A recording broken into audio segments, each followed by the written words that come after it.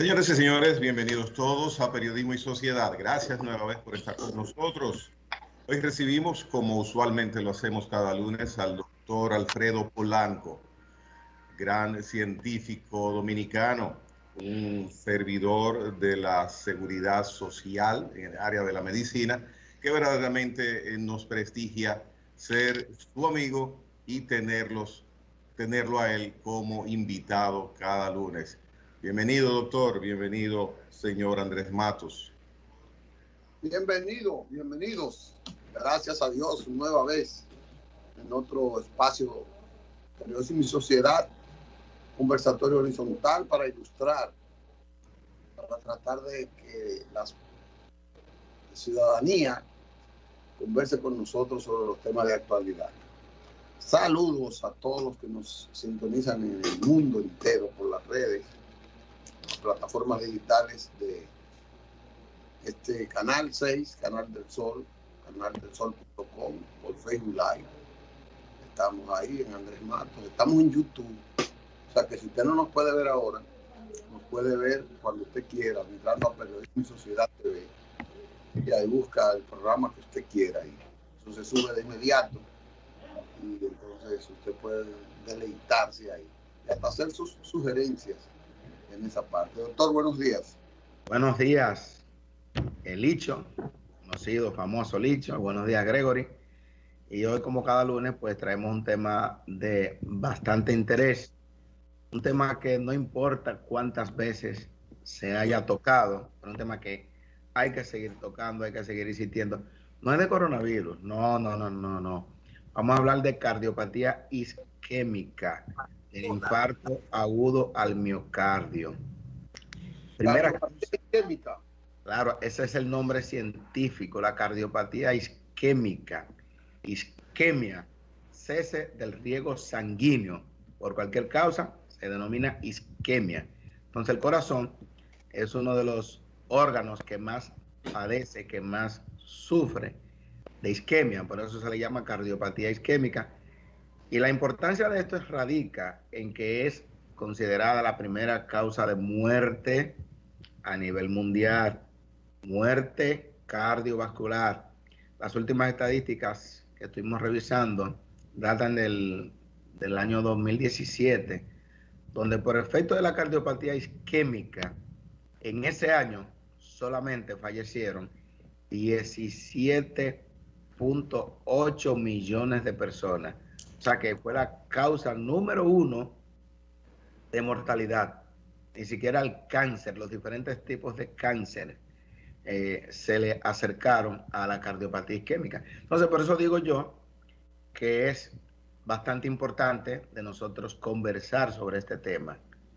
Y posiblemente la importancia radica en que es una enfermedad no transmisible, de modo que no transmisible puede evitarse fácilmente, puede prevenirse fácilmente. ¿Se contagia, doctor?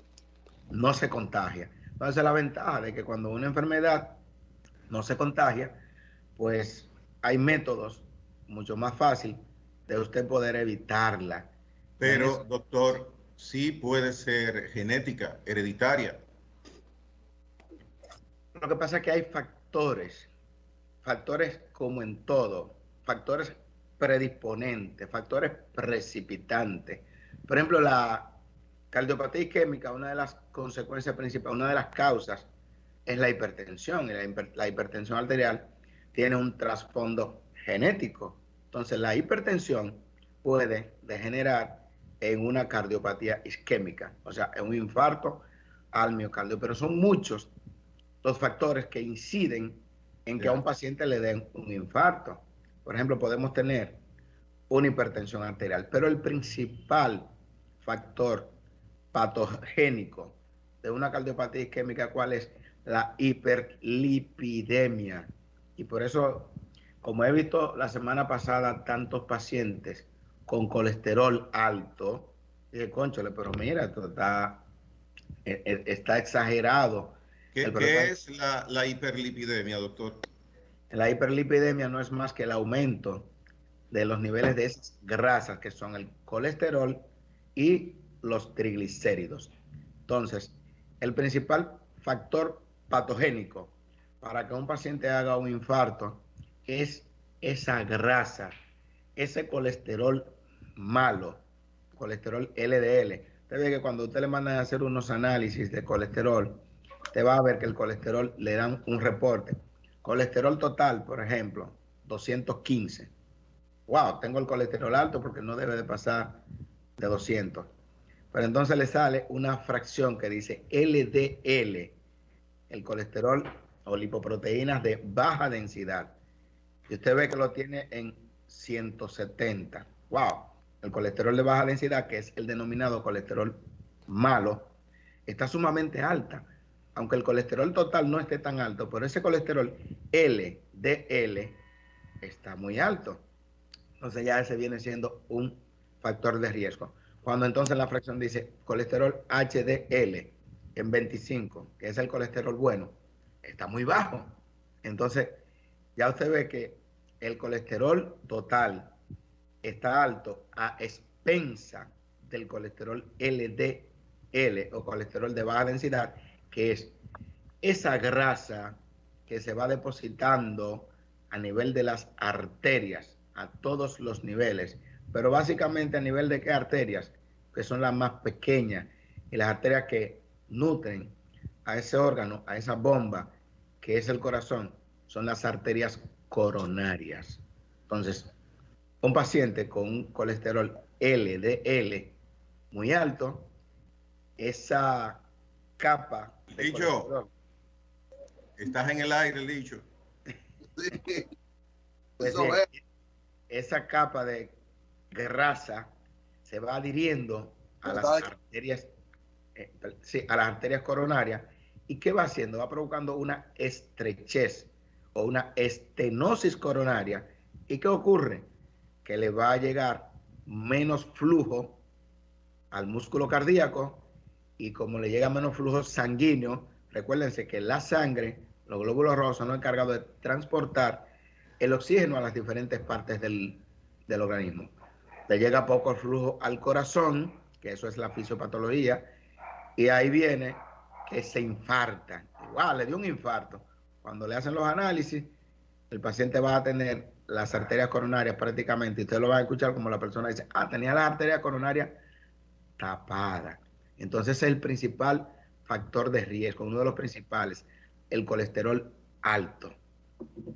Y para combatir el colesterol alto, doctor, que hemos escuchado muchas veces algunas recomendaciones, inclusive de usted, pero nunca están de más. Claro. Entonces, antes que nada, antes de la recomendación, el tratamiento completo, ¿cuál es el otro factor importante para que se produzca ese infarto? Una sangre muy espesa. Ya. Entonces, ese proceso en el cual tenemos una sangre muy viscosa, que va a tener que atravesar una tubería, que está igualmente como esa tubería de cualquier hogar, que ustedes ven que hay que buscar el plomero, y ustedes ven cuando el plomero le echa una sustancia al lavamano, por ejemplo, o al fregadero de la cocina, cómo saca toda esa grasa de la tubería y de ahí sale el agua. Eso mismo es lo que hace entonces el médico cuando le llega a ese paciente, ay, me duele el pecho, que generalmente es un dolor de pecho quemante, urente, aplastante. Algunos pacientes dicen, el dolor que tengo, doctor, ahora mismo es como si me estuvieran poniendo la pata de un elefante en el pecho, o como si me estuvieran pasando una espada con fuego. Claro, a nadie le han pasado una espada con fuego que lo cuente, pero eso es lo que refieren nuestros pacientes cuando llegan a las emergencias. ¿Qué nosotros procedemos a hacer inmediatamente con ese paciente que tiene un dolor de pecho o que simplemente tiene una sensación de náusea, que vomita o que tiene una sudoración excesiva? Porque el paciente no siempre manifiesta infarto con dolor. Un 20% de la población puede presentar un infarto agudo del miocardio y no presentar dolor. Y ese es un verdadero problema, porque ese paciente entonces, como lo que tiene una pequeña sensación gástrica, a veces llega a la emergencia y se le pone, qué sé yo, una ranitidina, un omeprazol, y se manda a la casa. A ese paciente hay que hacerle obligatoriamente un electrocardiograma en los primeros 10 o 15 minutos. Por eso, todo paciente, y por ley, por ética, nosotros lo hacemos, por protocolo lo hacemos en las emergencias, todo paciente que llega con una sensación de dolor torácico o disconfort precordial o diaforesis, que es sudoración profusa, un paciente de 40 o 50 años o más, es obligatorio hacerle un electrocardiograma en los primeros 10 a 15 minutos. En ese electrocardiograma, fácilmente, el médico experto, cuando está saliendo las derivaciones, va a identificar la alteración que le dice, ah, mira, pero es un infarto que hay. Entonces, si ese paciente llegó rápido, se le puede salvar la vida. De hecho, la mayoría de los pacientes se les salva su vida porque llegan rápido, se le dan una serie, que ahí que vamos a llegar, de tratamiento, que llegando el paciente a tiempo, vamos a ver su aspirina, eso es lo primero que se le da al paciente, aspirina o una combinación de aspirina con clopidogrel, o sea, dos medicamentos que son antiagregantes plaquetarios que van a evitar que se siga formando el coágulo. Se va a tranquilizar al paciente, se le pone oxígeno. Sí. Tiene que, le voy a hacer dos preguntas. Sí, sí, perfecto. Viene, la gente le recomienda tomarse una aspirina todos los días. Yo he oído mucha gente que dice, tómate una aspirina todos los días contra un infarto. Y segundo, ¿hay diferencias entre las aspirinas que venden en el mercado así? Mire, lo primero es que no se recomienda de manera rutinaria y habitual. No sea que su médico se lo recomiende que se tome una aspirina diario. No se recomienda. Hay pacientes que sin ninguna patología usan este hábito y lo que hacen es que hacen gastritis, que hacen úlceras, porque no todo el mundo puede tolerar una aspirina. Esa es la primera. La segunda es que la aspirina o ácido acetil salicílico, que ese es el nombre genérico, que tiene más de 100 años, es toda aspirina. Lo único que la que se llama cardiológica tiene menos miligramos, aspirina de 81 miligramos. Ya la aspirina, que es para el dolor, tiene 325 miligramos. Pero la aspirina que habitualmente se utiliza, que se llama aspirina cardiológica, que es la misma aspirina, es de 81 miligramos, porque lo que queremos es el efecto antiagregante plaquetario que se puede lograr con esa mínima dosis, pero tiene que ser indicada por el médico. Hemos visto a pacientes sangrar por una úlcera por la ingesta de una sola aspirina. Entonces, por eso es que el paciente no debe de automedicarse, porque puede tener consecuencias fatales. Con una simple aspirina, yo he visto pacientes que han tenido que ir al hospital por un sangrado gastrointestinal alto, una úlcera que le provocó esa aspirina.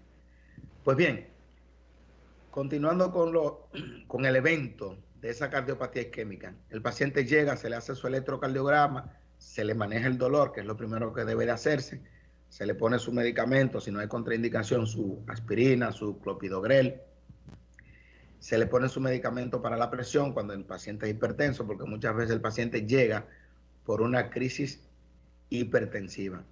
¿Y qué se hace? Atendiendo a la prontitud con que haya llegado ese paciente. Nosotros tenemos un concepto que dice que el tiempo que se gana cuando se maneja un infarto, mientras más a tiempo usted llega, menos músculo cardíaco se muere. Mientras más tarde llega el paciente, por ejemplo, pacientes que duran 6 horas en su casa con dolor de pecho, 8 horas, cuando llegan al... ¿Qué tiempo tiene? Señores, por eso es que le preguntamos, por eso es que ese interrogatorio es tan importante. Y como dijimos la semana pasada, al médico se le habla con la verdad. Si usted llegó en la primera media hora, diga, lo que tengo es media hora con el dolor de pecho. Pero si usted tiene 6 horas, diga que tiene 6 horas. ¿Por qué? Porque atendiendo al tiempo de evolución con el dolor de pecho, ese médico emergenciólogo sabe lo que va a hacer, o va a trombolizar a ese paciente, sobre todo si ese paciente llegó en las primeras 3 o 4 horas, o le va a hacer un catéter, o lo va a indicar para que se le haga de inmediato un cateterismo cardíaco, porque eso tiene que hacerse de inmediato cuando el paciente llega con un infarto, por ejemplo, agudo al miocardio, etcétera. O sea, el médico va a tomar una conducta u otra conducta dependiendo de el tiempo de la evolución de ese dolor. Por eso es que los dolores de pecho, aunque la mayoría de pacientes que tienen dolor de pecho no son infartos, sin embargo, cuando el paciente tiene un dolor de pecho, es ideal que acuda al médico, porque si es un infarto y no acude al médico, la mortalidad fuera del hospital de un infarto es del 20 al 30%. Sin embargo, cuando el paciente llegó a un hospital, ya eso se reduce a un 10%. O sea que usted gana vida si usted va con tiempo a un centro de salud. Entonces, es mejor que se le haga el diagnóstico de que, no, mira, se le hizo un electro, se le hicieron los estudios y no tiene un infarto. Ah, la familia contento. A veces el paciente se desilusiona y dice, caramba, yo vine por este dolor pensando que no es un infarto y no es un infarto. Oh, pero por Dios, pero qué bueno que no fue un infarto. Claro. Entonces, ese es el manejo, eso es lo que debe hacerse con ese paciente. Se le hacen todos los análisis, colesterol y triglicéridos, troponina, CK, CKMB, etcétera. Pero ese paciente lo primero que se le da es una estatina. Así mismo como se le da aspirina cuando llega con infarto, se le da una estatina, que es un medicamento para el colesterol. Ahí tenemos la rosuvastatina, la simvastatina, la atorvastatina, provastatina. O sea, todos los medicamentos conocidos que son para el manejo del colesterol. ¿Por qué? Este medicamento es el que va a evitar el desprendimiento de placas, como le denominamos nosotros. O sea, de que esas placas de grasa, de ateroma, conjuntamente, o sea, la simvastatina con la aspirina van a evitar que se agreguen a esas placas plaquetas y que se siga formando un coágulo. Entonces, por eso la importancia de nosotros actuar rápidamente con ese paciente, porque mientras más rápido usted evita que ese paciente se complique. Doctor, el ejercicio y la eliminación del colesterol, porque la gente dice, tienes que caminar, tienes que caminar, tienes que caminar. Sí, insistimos en eso. Hay que caminar. Porque mientras usted más camina, por ejemplo, ¿qué es lo que ocurre? Si yo comí en el día de hoy, las 24 horas de hoy, yo generé, qué sé yo, 2.500 calorías. Y entonces yo no caminé. Y en mis actividades diarias de hoy lo que quemé fueron 1.000 calorías. ¿Cuántas calorías tengo de más? Tengo 1.500 calorías. ¿Por qué? Porque bajo mi ingesta yo consumí o comí o ingerí 2.500 calorías, pero solamente destruí 1.000 calorías. Entonces, esas calorías que son carbohidratos, que son grasas, se van a almacenar en forma de grasas en nuestro cuerpo. Entonces, de ahí van a aumentar los niveles de colesterol y los niveles de triglicéridos. Muy por el contrario, cuando usted consume igual que la que ha producido, usted se mantiene en un equilibrio, pero mucho más.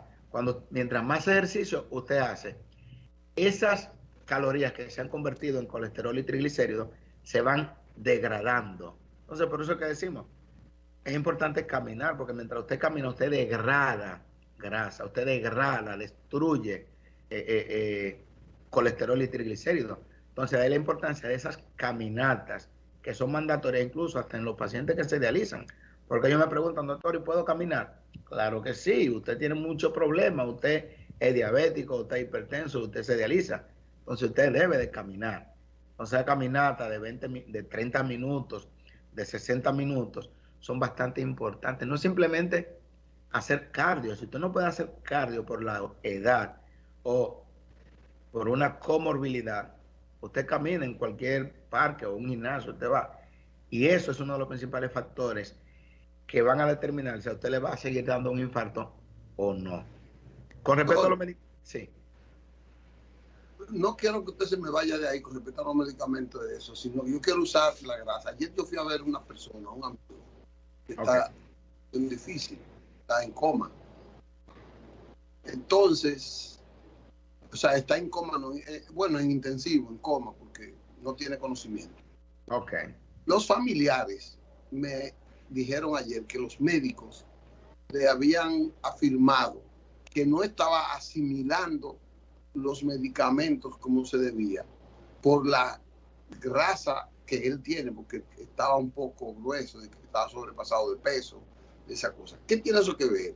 Porque realmente yo no entendí eso. No, ni yo tampoco lo entiendo.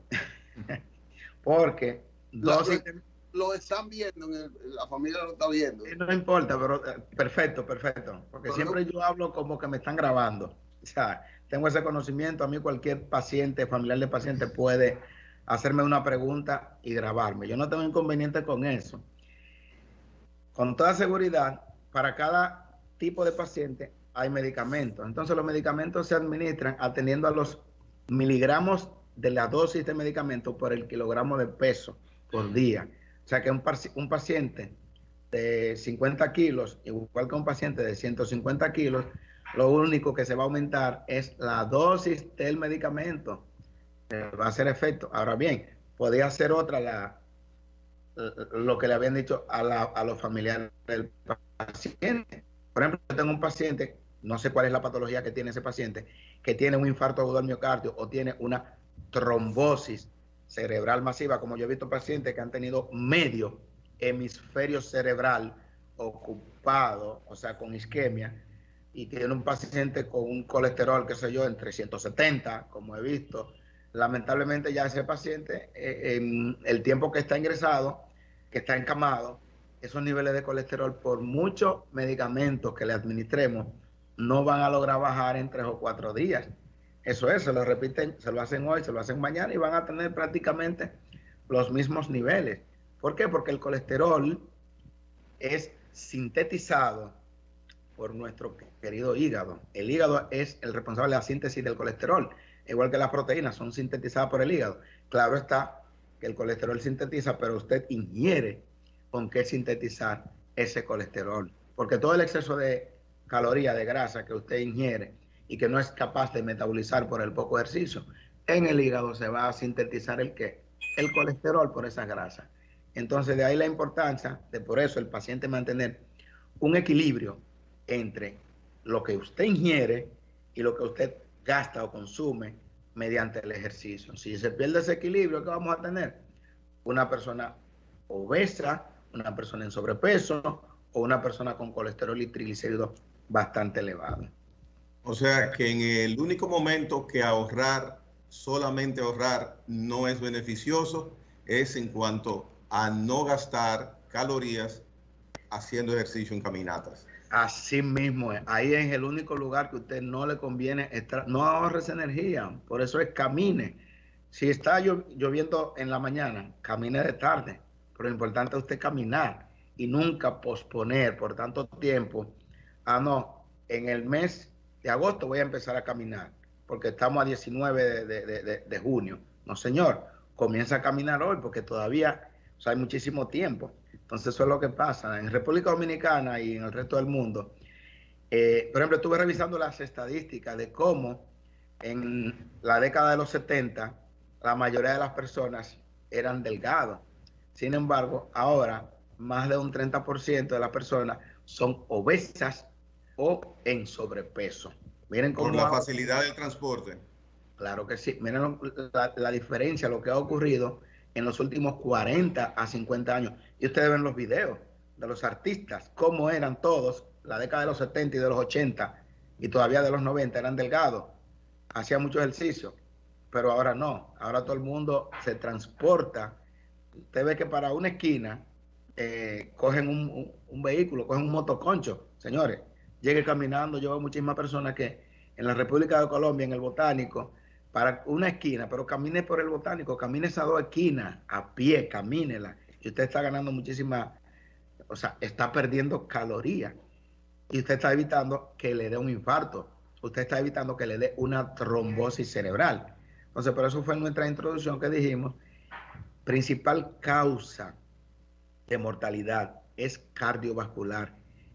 Prácticamente 18 millones de personas en el 2017 fallecieron por esta causa, y la mayoría de las muertes por cardiovasculares son prevenibles. Más del 50% de las muertes cardiovasculares pueden ser prevenibles. ¿Cómo? Con un estilo de vida adecuado, dieta, ejercicio, básicamente. Bueno, eso, usted iba a hablar de otros medicamentos. Ok, hablamos de las Sí, sobre las estatinas, porque siempre le dicen a uno, ah, no, que por qué tiempo que la voy a tener que usar. Miren, señores, ese paciente que ha tenido infarto, y sobre todo que es diabético, y que es hipertenso, oye, no deje ese medicamento, eso no fue por un mes que se la puso el médico. El médico generalmente le pone de uso continuo rosuvastatina, simvastatina, torvastatina, etcétera. ¿Por qué? Porque es el médico que va a ir evaluando para ver si en algún momento tiene que quitársela. Pero ese paciente que ha tenido un infarto, ya un factor predisponente para que le den otros infartos. Entonces el paciente tiene que seguir utilizando esas estatinas. Como yo veo, no, el médico me la puso por 3 meses. Ah, pero ve a ver, vuelve a los 3 meses el médico. No, no vuelven a los 3 meses, pero dejaron el medicamento y vuelven a los 6 meses con otro infarto. De ahí la importancia de usted darle seguimiento, señores. El médico no pone citas por ponerlas. Si su médico le dijo a usted que las citas son por un año, es por un año. Un año te vaya y vuelva a ver qué fue. Pero si fueron por 3 meses, si fue por 3 meses que le puso esa cita, vuelva a los 3 meses que usted vio que ese médico le indicó unos análisis y le dijo, tráigame eso en 3 meses. Es para ver la evolución. No es para cobrar una consulta, señores. Es para ver cómo ha ido evolucionando con ese tratamiento que el médico le puso. ¿Por qué? Porque ese paciente que le ha dado infarto generalmente padece de la presión o es diabético. Entonces, que ahí era que iba. Todos esos medicamentos en conjunto va a tener que utilizarlo. Por eso usted va a ver que ese paciente que tiene un infarto generalmente va a usar más de 5 o 6 medicamentos diferentes. Porque va a usar antiagregante plaquetario, va a usar anticoagulantes, va a usar hipolipemiantes, va a usar antihipertensivos, va a usar betabloqueantes, o sea, que es un antihipertensivo para controlar la frecuencia cardíaca. De modo que son una serie de medicamentos que el paciente no debe de dejar de utilizar cuando le ha dado un infarto. Pero igual, esos pacientes que han tenido ese primer infarto, no hay obstáculo para que ellos, y vuelvo un poquito atrás, realicen ejercicios cotidianamente, o sea, caminatas.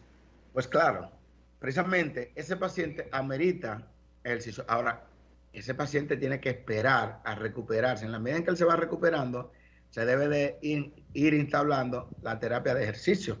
Porque no es posible el paciente que lo que tenga una semana, un mes con infarto, un paciente que todavía tiene que llevar una vida más tranquila. Ah, no, pero muchas veces cuando le da un infarto, ah, no, yo no puedo caminar porque me dio un infarto.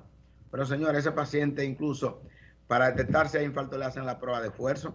Y no sé si alguno de ustedes le han hecho una prueba de esfuerzo, que es una máquina caminando. Y pocos pacientes han fallecido en una prueba de esfuerzo, de modo que haciendo ejercicio es menos agresivo que hacer una prueba de esfuerzo, o sea, cualquier tipo de ejercicio. O sea, que es bastante importante que la persona tomemos ese hábito de ejercitarnos cada día cuando amanece, cada tarde cuando está oscureciendo, camine, que es bastante importante.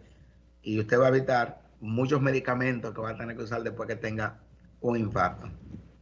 Bueno, y recordar, como usted lo mencionó, que es la principal causa de fallecimiento por situaciones patológicas del organismo a nivel mundial.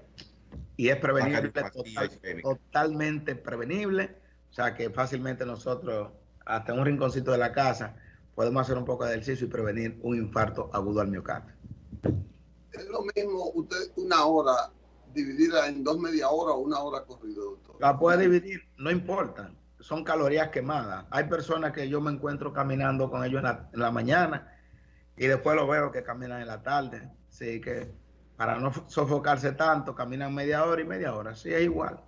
Es igual. Hay algo que contradice, no que contradice, sino que justifica que ya yo hice ejercicio. En mi trabajo yo camino mucho en el trabajo, yo me paro mucho del escritorio, eso es ejercicio. Sí, pero no es lo mismo. No lo sustituye. No lo sustituye para nada, usted tiene que caminar. ¿Por qué, doctor? ¿Por qué? Bueno, porque es cuando ya sus células están preparando para que usted, o sea, las células, porque la célula es igual que nuestro cuerpo, se están preparando. Usted no ve que hay lo que se llama calentamiento. Calentamiento no es lo mismo que ejercicio. Usted comienza al paso a calentarse en la medida, va aumentando la actividad física. Usted empezó a calentarse, pero eso no es ejercicio, eso no es ejercicio. Claro, es mucho mejor que usted se pare a buscar un objeto, a que usted te mande, pásame eso, es mejor, porque cualquier cantidad de ejercicio, por mínimo que sea, es beneficioso, pero no es lo mismo. Bueno, doctor, gracias nueva vez. Gracias por estos estímulos a prevenir la salud, por estas enseñanzas, esos consejos y estos llamados a la ciudadanía para que duremos un minuto más en nuestra vida. Llevar. Muchas gracias.